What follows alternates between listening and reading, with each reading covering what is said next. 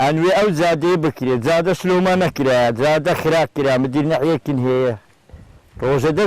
زاد دابت وبسقط نابي على انقوت سنه او زاد له خرابويه زادك بخود بين داخوكو هل راتا سناو سيدكا هسه ارشيلي بدا يرانبي حكمة شت اونا حكمتها بخود بينا او تنصار او زاد كرا او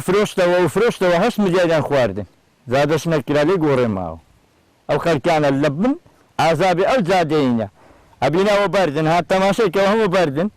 هاي كان زاد البطوزي او خلكك هو برا لابويا السيميان هنا اللي هو زاديان دانا زاديان قطع كردين لزوجيا كاسنيا لو منطقي يعني ببي وانقولوا ويكني تقريبا سيزدة ساردة قندي لسرة حتى دستبر بزينة او الرجال هردن وبيصير شتيرا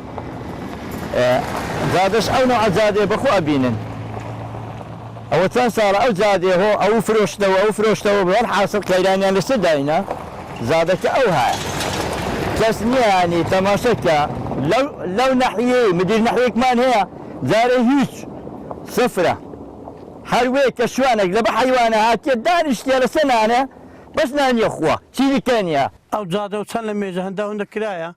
هتانو كهلي هتا بربزينة برودة بس ترم بالاوهاب كهتا جيوزي دوال حكمتي كان او زادن لو خير بكرا